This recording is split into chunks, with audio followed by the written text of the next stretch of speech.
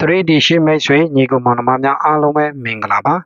ဒီနေ့ကတော့ကျွန်တော်တို့ထိပ်စီးတွန်းနည်းကိုပြန်လည်မျှဝေတော့မှာဖြစ်ပါတယ်ထိပ်စီးလေးလုံးယူတဲ့နည်းဖြစ်ပါတယ်ပေါ့နော်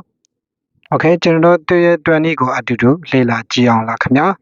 ဒီတုံများလေးလေးတပင်ကနေနေထိပ်စီးနှစ်တရတဲ့တပင်ကိုလေ့လာကြည့်မယ်ပေါ့နော်အဲ့တုံများလေးလေးပေါင်း8နဲ့ပေါင်း30ဖြစ်ပါတယ်ဒီ9 3လီဒီ15ဖြစ်ပါတယ်ခင်ဗျာ9ပဲရေးမယ်ပေါ့နော်ပြီးရင်ဒီ3 3လီက9 6 15 9နဲ့ဒီအနောက်ကနေနဲ့ပေါင်းရှင်းဒီ9ရတယ်ပေါ့နော်။ဒါဆိုရင်ဒီ3ည9ခွန်ထပ်ပေါင်းတော့ပေါင်းရှင်း12ရတာဖြစ်ပါတယ်။ရလာတဲ့နှစ်ကို9နဲ့ထပ်ပေါင်းပေးရမှာဖြစ်ပါတယ်။နှစ်နဲ့ခွန်ပေါင်းရှင်း9ကိုကြတော့6နဲ့ပေါင်းတော့15 5ကို1ပေါင်းတော့6နှစ်9 5 6ထိပ်စီလေးလုံးယူမှာဖြစ်ပါတယ်။နှစ်1ဆိုတဲ့အတွက်အဲ့ဒီနှစ်9 5 6ထဲကနှစ်ထိပ်စီရှာပေးသွားတာဖြစ်ပါတယ်။နှစ်တပင်ကနေ8ထိပ်စီ8လေး3ရှာပေးသွားတဲ့တပင်ကိုလေ့လာကြအောင်9နဲ့8ပေါင်း73ရတာဖြစ်ပါတယ်3 3လီက9ပေါ့နော်9နဲ့8နဲ့ပေါင်းရှင်း7ခွန်ကိုဒီအနောက်က2နဲ့ပေါင်းရှင်း9ရမှာဖြစ်ပါတယ်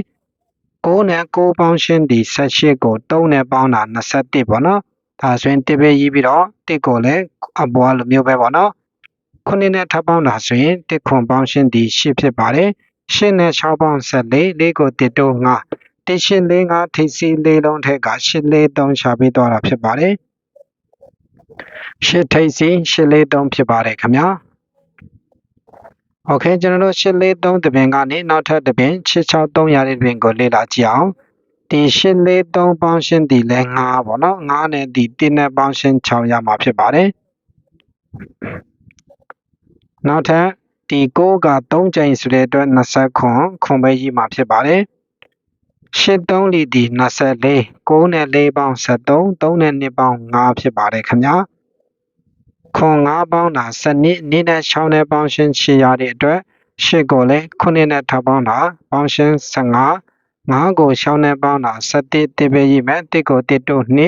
8 5 1နှစ်ထိပ်စီလေးလုံးထဲက8 6 3ချပေးသွားတာဖြစ်ပါတယ်ဒါကြောင့်မို့ချစ်ထိပ်စီဖြစ်ပါတယ်ခင်ဗျာ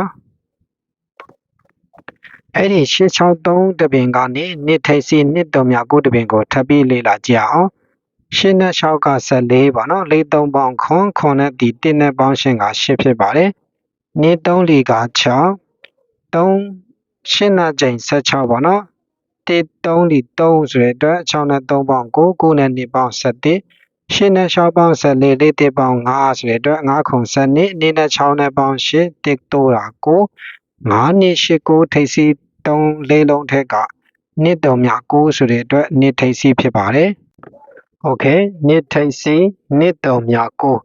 9နှစ်တုံမြ9တပင်ကနေထပ်ပြီးလေ့လာကြည့်အောင်9နဲ့1ပေါင်း30နှစ်တစ်လုံးချမ်းမယ်ဒီအလဲက9 3ကြိမ်ဒီ15 3ခွန်30 6 3ဒီ18နှစ်နဲ့ပေါင်းရင်20ပေါ့နော်ဒါဆိုရင်နှစ်နဲ့9ပေါင်း9ရတဲ့အတွက်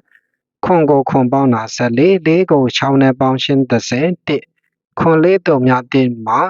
ခွန်9ဆိုတဲ့အတွက်9ထိပ်စီချပေးသွားတာဖြစ်ပါတယ်โอเคခွန်ထိပ်စီခွန်9ပေါ့နော်ခွန်9တပင်ကနေနောက်ထပ်တပင်ကိုလေ့လာကြည့်မယ်ဒီခွန်ပေါင်း14 4ကိုပေါင်း73 3နဲ့3ပေါင်းချင်း6ရမှာဖြစ်ပါတယ်ဒီ9က3ကြိမ်ဆိုတဲ့အတွက်20ကိုခွန်ပဲရေးမယ်4 4ပေါင်း8ဆိုတဲ့အတွက်ဒီမှာ3ကြိမ်4ကြိမ်8 4ဒီ32ကို2နဲ့ပေါင်း4ပေါ့နော်6နဲ့4ပေါင်း30ခုနှစ်တလုံးကျန်တဲ့အတွက်ခွန်4တုံမြ1ထိပ်စီလေးလုံးထပ်ပြီးရတာဖြစ်ပါတယ်နောက်ထပ်တစ်ပင်မှာခွန်3မြဆိုတဲ့အတွက်ခုနှစ်ထိပ်စီချပေးသွားတာဖြစ်ပါတယ်ခွန်ထိပ်စီခွန်3မြโอเคနောက်ထပ်တစ်ပင်ဒီခွန်နဲ့ဒီအနောက်က1နဲ့ပေါင်းတော့ပေါင်းရှင်း8ရတာဖြစ်ပါတယ်8 3လီက20နဲ့4ပဲရေးမယ်ပေါ့နော်8နဲ့2ပေါင်း30 4 3လီ12ကိုဒီအနောက်က2နဲ့ပေါင်းတာ4 4 4ပေါင်းရှင်း8နဲ့ပေါင်းတာ16ဆိုတဲ့အတွက်ပေါင်းရှင်း6ကိုခွန်နဲ့ပေါင်းတာ73 3ကို5 6ပေါင်း9 3မြ6 3 9 3မြမှာ3ထိပ်စီ3ခွန်ချပေးသွားတာဖြစ်ပါတယ်3ထိပ်စီ3ခွန်ပေါ့နော်3ခွန်တပြန်ကနေထပ်ပြီးလေ့လာကြည့်မယ်ကျွန်တော်ဒီ3နဲ့ခွန်ပေါင်း30ခွန်နဲ့3မြနဲ့ပေါင်းရှင်း9ဖြစ်ပါတယ်ဒီ3 3လီက9ရတာဖြစ်ပါတယ်9ပေါ့နော်ပြီးရင် ဒီ6နဲ့5ပေါင်း17နှစ်3လီ6ဆိုတော့1နဲ့6ပေါင်းရှင်းက9ကိုဒီအနောက်က2နဲ့ပေါင်းရှင်း9 9က18 8ခွန်ပေါင်း25ပေါ့နော်5ပဲရေးပြီးတော့5ကိုခွန်ပေါင်းရှင်း12နှစ်ကို6နဲ့ပေါင်းတာ8 9 5နှစ်8 9ထိပ်စီးလေးလုံးထက်ကချစ်ထိပ်စီး8 9လေးချပေးသွားတာဖြစ်ပါတယ်ရှစ်ထိပ်စီး8 9လေးပေါ့နော်တပန်းဒီတော့ဒီ8 9လေးတပင်ကနေ963 5ထိပ်စီးချလေးတာတပင်ကိုလေ့လာကြည့်အောင်ပေါင်းရှင်း9ရမှာဖြစ်ပါတယ်3ညပြီးရင်85 9နဲ့3ပေါင်း8 8နဲ့2ပေါင်းရှင်း30ဖြစ်ပါတယ်9နဲ့3ညနဲ့ပေါင်းတော့9ဆိုတဲ့အတွက်9နဲ့8 9ထိပ်စီးပဲထပ်ပြီးရတယ်ပေါ့နော်8 9လေးပြီးတော့နောက်ထပ်တစ်ပြင်မှာ963ဆိုတဲ့အတွက်ကြောင့်မို့ကျွန်တော်တို့9နဲ့8 9ထက်က9ထိပ်စီးချပေးသွားတာဖြစ်ပါတယ်โอเค963ကနေထပ်ပြီးလေ့လာကြည့်အောင်9နဲ့6တဲ့က17 1နဲ့3 4 4နဲ့2ပေါင်းချင်းဒီ6ဖြစ်ပါတယ်ခွန်3 4 20နဲ့1 4 5က9ပေါ့နော်9နဲ့1ပေါင်းချင်း30ရမှာဖြစ်ပါတယ်2နဲ့ထပ်ပေါင်းတော့2ပေါ့နော်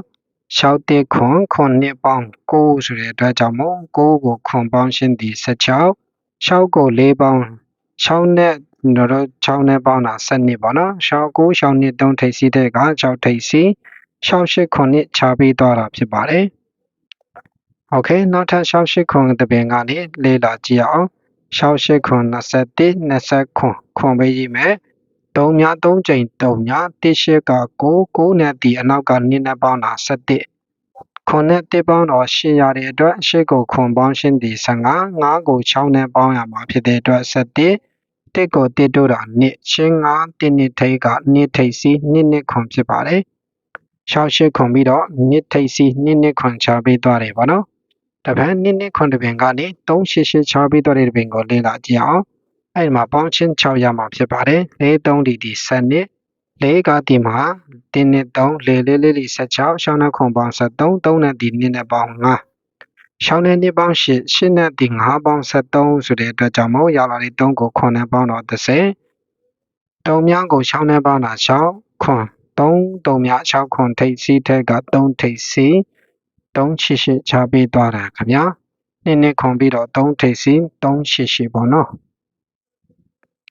388တပင်ကနေထပ်ပြီးလေ့လာကြည့်အောင်388ပေါင်းတော့9နဲ့ဒီအနောက်က6နဲ့ပေါင်းရှင်း15ဖြစ်ပါတယ်5ပဲရေးမှာဖြစ်ပါတယ်ပေါ့နော်6 3ဒီ18ရတာဖြစ်ပါတယ်10ပဲရေးမှန်ပေါ့နော်ဒီခွန်3 21ဆိုတော့6နဲ့1ပေါင်းခွန်8ကိုဒီအနောက်က2နဲ့ပေါင်းတာ30 5နဲ့8နဲ့ထပ်ပေါင်းတော့73 3 3များ6ခွန်ထိပ်စီး3လုံး sorry 4လုံးရမယ်ပေါ့နော်3 3ည9ဆိုတဲ့အတွက်တုံးထိပ်စီးချပေးသွားတာဖြစ်ပါတယ်ခင်ဗျာ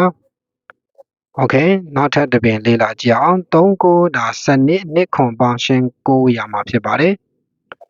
ဒီ3ချိန်3ပေါ့နော်9 6 15 5 3ဒီ15ဆိုတော့ပေါင်းရှင်း3များဒီအနောက်က2နဲ့ထပ်ပေါင်းရမှာဖြစ်ပါတယ်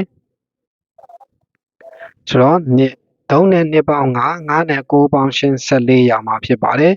4ကိုခွန်နဲ့ပေါင်းတာဒီ17 1ကို6ပေါင်းခွန်8အဲ့မှာကျွန်တော်ရေးတော့မားသွားလို့ပေါ့နော်4 1ခွန်8 2 9 5 6လို့ရေးမိသွားတယ်ပေါ့နော်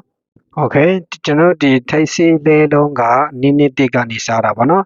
နင်းထိပ်စီး8ထိပ်စီး8 6 3နှစ်3များ9ခွန်9ခွန်3များ3များ3ထိပ်3ခွန်8 9 4 5 6 3 9 6နှစ်3ထက်က6ထိပ်စီ2ထိပ်စီ3ထိပ်စီ3ထိပ်စီဒီမှာတော့4 1ခွန်8ထိပ်စီဆိုပြီးရတာဖြစ်ပါတယ်ခင်ဗျာ